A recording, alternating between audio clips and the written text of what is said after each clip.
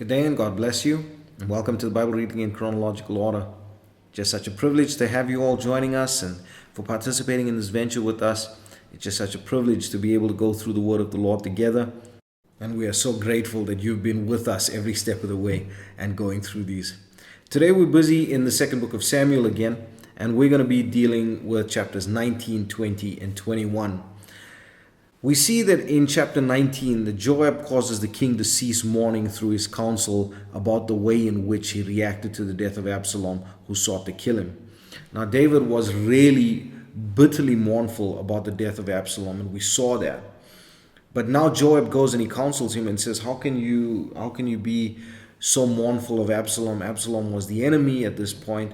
And Joab, through this, he shows so much political shrewdness. And he's shown that throughout David's reign. And once again, he shows his value in this regard. And so we see that David then sends messages to the house of Judah. And even in that message, I just thought about one thing when it related to that message that he sent to them, that the Lord, when he spoke, he said, a prophet is not known in his own hometown. Here David sends the message to the men of Judah, and he says, I am a man of your town. Why haven't you brought me back to be king, to be ruler over Judah and over Israel? And so the men of Judah then, they engage with David and they bring him back over Jordan. And there David starts making restitution, and he gives mercy and he gives grace to many. Mainly we read through Mephibosheth, who was given grace, and even though his servant deceived him in the way that he did to try and inherit all of his possessions, David gave restitution there. And then to Shimei, who cursed David as David was fleeing away from Absalom, now he comes to David and begs for mercy, and David gives him mercy. And so we see that David makes right with the people of Israel in this regard. Then we get to chapter 20, and in chapter 20 it talks about a man named Sheba, who the Bible describes as a man of Belial. Now that word Belial is a very interesting word in the Bible. When it talks about that, the meaning of the word Belial is worthless. So when it says a man of Belial, it's saying this is just a worthless human being, in all honesty. But Sheba stands up in revolt against David and tries to set himself up as the leader in Israel. Now, David calls to Amasa, who he newly elected the captain of David's army, and he ordered him to assemble the army of Israel before him, but Amasa doesn't show up. And so Joab is instructed then to pursue after Sheba and not allow this political unrest in the kingdom of Israel. We see that there has been so much political unrest in Israel. If we consider that there's only been two kings thus far, namely Saul and David, and yet this is almost the third civil war that is breaking out between Israel and Judah, and this cannot be allowed to continue. And so David sends Joab to quash this political unrest. And along the way, Joab comes across Amasa, and in a very strange encounter, Joab slays Amasa in his signature style, if I can call it that. It seems so crude to put it that way, but we know that Joab has this ability to just stab the man below the fifth rib, and he's done that so many times so far that we've read. And there must be some spiritual significance to this, because it is mentioned in detail so many times. Now, when Joab and his men come to the city wall of Abel, they are ready to destroy the wall, and they are ready to destroy the city in pursuit of Sheba. But a wise woman, she saves the city by counsel to Joab and by delivering Sheba's head to Joab.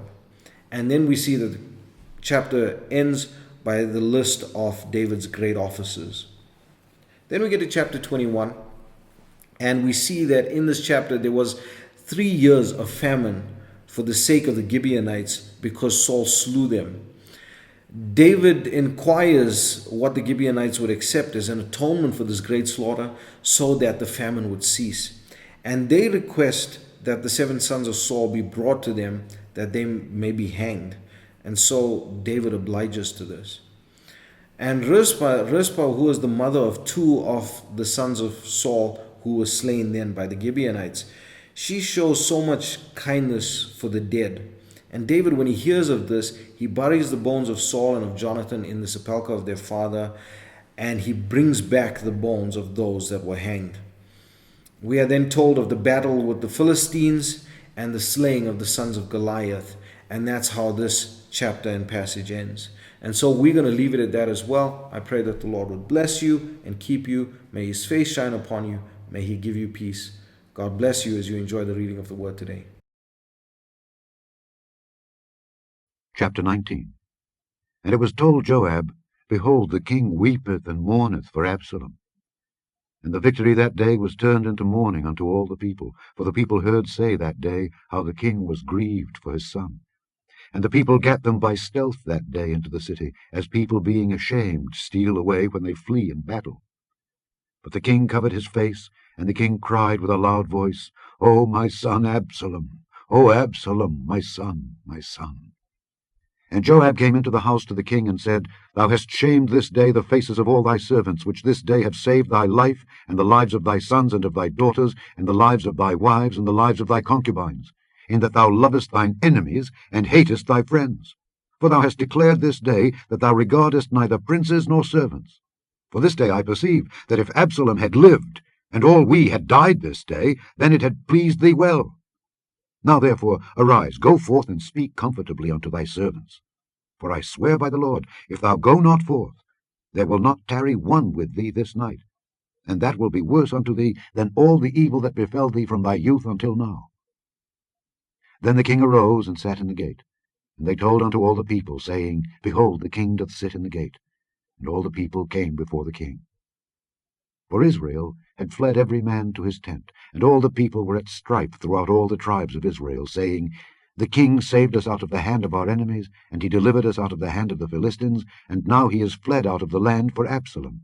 And Absalom, whom we anointed over us, is dead in battle. Now therefore, why speak ye not a word of bringing the king back? And King David sent to Zadok and to Abiathar the priests, saying, Speak unto the elders of Judah, saying, Why are ye the last to bring the king back to his house, seeing the speech of all Israel is come to the king, even to his house? Ye are my brethren, ye are my bones and my flesh. Wherefore then are ye the last to bring back the king? And say ye to Amasa, Art thou not of my bone and of my flesh? God do so to me, and more also, if thou be not captain of the host before me continually in the room of Joab. And he bowed the heart of all the men of Judah, even as the heart of one man, so that they sent this word unto the king, Return thou and all thy servants. So the king returned and came to Jordan. And Judah came to Gilgal to go to meet the king, to conduct the king over Jordan. And Shimei, the son of Gera, a Benjamite which was of Bahurim, hasted and came down with the men of Judah to meet King David. And there were 1,000 men of Benjamin with him, and Ziba the servant of the house of Saul, and his 15 sons and his 20 servants with him. And they went over Jordan before the king. And they went over a ferry boat to carry over the king's household, and to do what he thought good. And Shimei, the son of Gera, fell down before the king as he was come over Jordan, and said unto the king, Let not my lord impute iniquity unto me, neither do thou remember that which thy servant did perversely the day that my lord the king went out of Jerusalem, that the king should take it to his heart. For thy servant doth know that I have sinned. Therefore, behold, I am come the first this day of all the house of Joseph to go down to meet my lord the king. But Abishai, the son of Zeruiah, answered and said, Shall not Shimei be put to death for this, because he cursed the Lord's anointed? And David said, What have I to do with you, ye sons of Zeruiah, that ye should this day be adversaries unto me? Shall there any man be put to death this day in Israel? For do not I know that I am this day king over Israel? Therefore the king said unto Shimei, Thou shalt not die. And the king sware unto him. And Mephibosheth, the son of Saul, came down to meet the king, and had neither dressed his feet, nor trimmed his beard, nor washed his clothes, from the day the king departed until the day he came again in peace. And it came to pass, when he was come to Jerusalem to meet the king, that the king said unto him, Wherefore wentest not thou with me, Mephibosheth? And he answered, My lord, O king, my servant deceived me. For thy servant said, I will saddle me an ass, that I may ride thereon, and go to the king, because thy servant is lame. and he hath slandered thy servant unto my lord the king. But my lord the king is as an angel of God. Do therefore what is good in thine eyes. For all of my father's house were but dead men before my lord the king. Yet didst thou set thy servant among them that did eat at thine own table.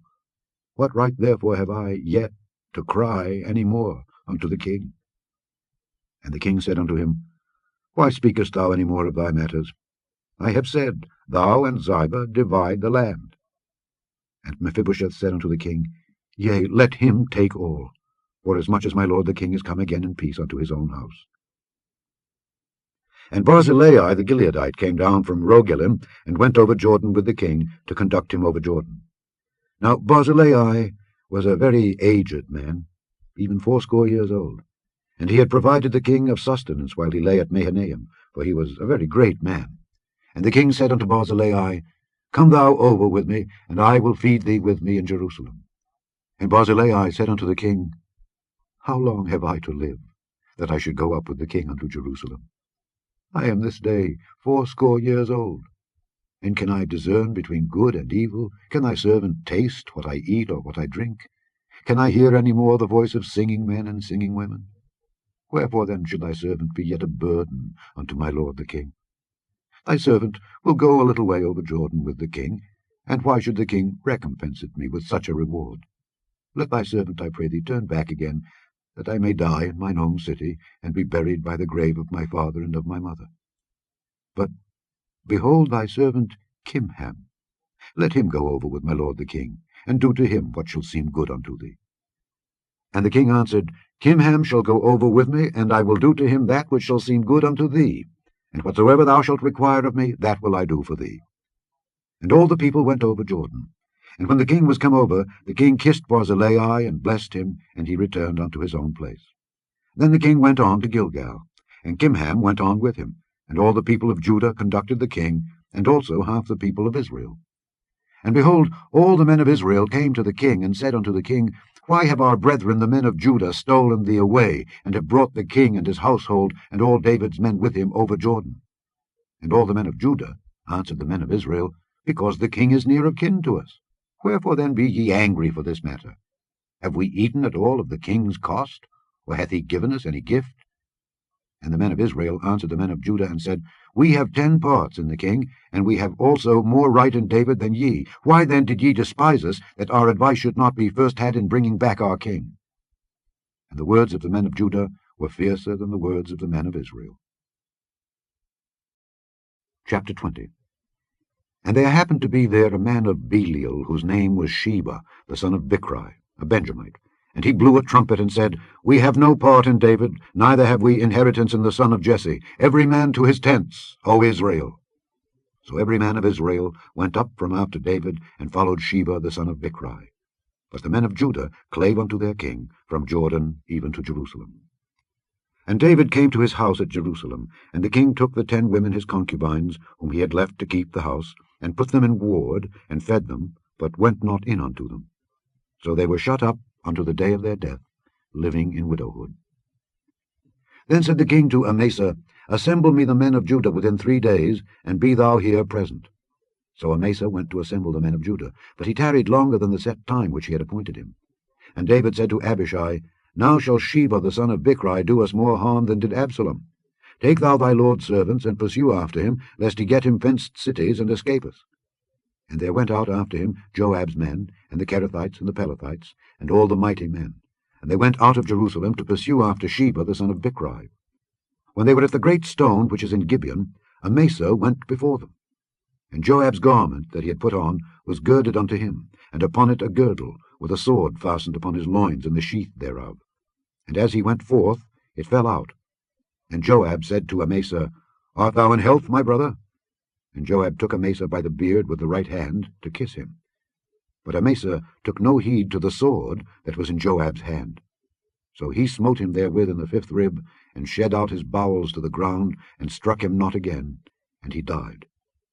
So Joab and Abishai his brother pursued after Sheba the son of Bichri. And one of Joab's men stood by him, and said, He that favoureth Joab, and he that is for David, let him go after Joab. And Amasa wallowed in blood in the midst of the highway. And when the man saw that all the people stood still. He removed Amasa out of the highway into the field, and cast a cloth upon him, when he saw that every one that came by him stood still.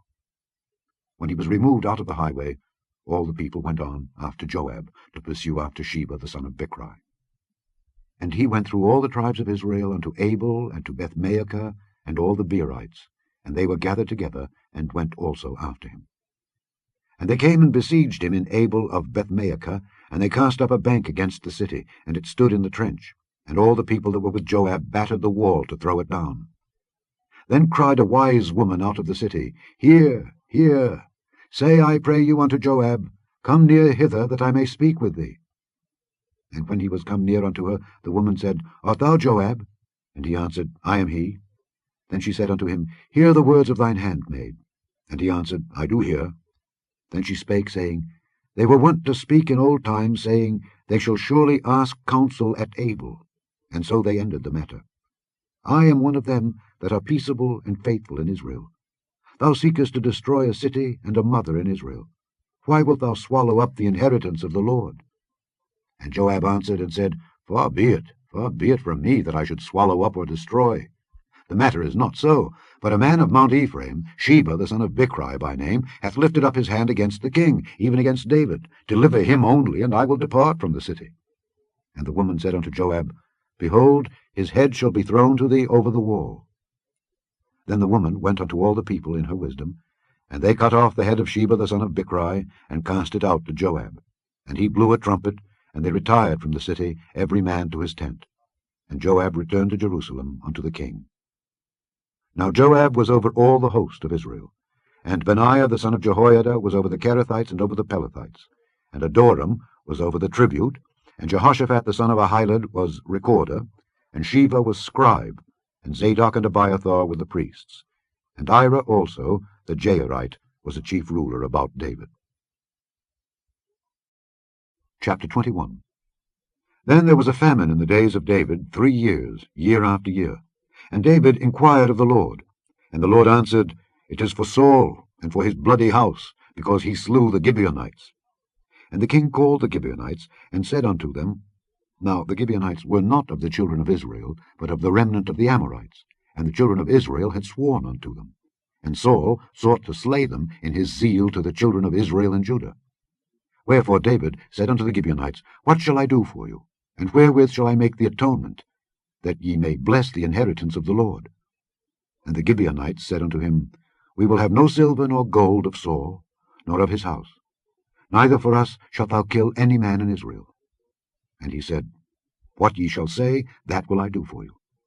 And they answered the king, The man that consumed us, and that devised against us that we should be destroyed from remaining in any of the coasts of Israel, let 7 men of his sons be delivered unto us, and we will hang them up unto the Lord in Gibeah of Saul, whom the Lord did choose. And the king said, I will give them. But the king spared Mephibosheth the son of Jonathan the son of Saul, because of the Lord's oath that was between them, between David and Jonathan the son of Saul. But the king took the 2 sons of Rizpah the daughter of Aiah, whom she bare unto Saul, Armoni and Mephibosheth, and the 5 sons of Michal the daughter of Saul, whom she brought up for Adriel the son of Barzillai the Maholathite, and he delivered them into the hands of the Gibeonites, and they hanged them in the hill before the Lord. And they fell all 7 together, and were put to death in the days of harvest, in the first days, in the beginning of barley harvest. And Rizpah the daughter of Aiah took sackcloth, and spread it for her upon the rock, from the beginning of harvest, until water dropped upon them out of heaven, and suffered neither the birds of the air to rest on them by day, nor the beasts of the field by night. And it was told David what Rizpah the daughter of Aiah the concubine of Saul had done. And David went and took the bones of Saul and the bones of Jonathan his son from the men of Jabesh-Gilead, which had stolen them from the street of Bethshan, where the Philistines had hanged them, when the Philistines had slain Saul in Gilboa. And he brought up from thence the bones of Saul and the bones of Jonathan his son, and they gathered the bones of them that were hanged. And the bones of Saul and Jonathan his son buried they in the country of Benjamin, in Zelah, in the sepulchre of Kish his father. And they performed all that the king commanded. And after that God was entreated for the land. Moreover the Philistines had yet war again with Israel. And David went down, and his servants with him, and fought against the Philistines. And David waxed faint. And Ishbi-Benob, which was of the sons of the giant, the weight of whose spear weighed 300 shekels of brass in weight, he being girded with a new sword, thought to have slain David. But Abishai the son of Zeruiah succoured him, and smote the Philistine, and killed him. Then the men of David sware unto him, saying, Thou shalt go no more out with us to battle, that thou quench not the light of Israel. And it came to pass after this, that there was again a battle with the Philistines at Gob. Then Sibbecai the Hushathite slew Saph, which was of the sons of the giant. And there was again a battle in Gob with the Philistines, where Elhanan the son of Jaare-Oregim, a Bethlehemite, slew the brother of Goliath the Gittite, the staff of whose spear was like a weaver's beam. And there was yet a battle in Gath, where was a man of great stature, that had on every hand 6 fingers, and on every foot 6 toes, 24 in number. And he also was born to the giant. And when he defied Israel, Jonathan the son of Shimeah, the brother of David, slew him. These 4 were born to the giant in Gath, and fell by the hand of David, and by the hand of his servants.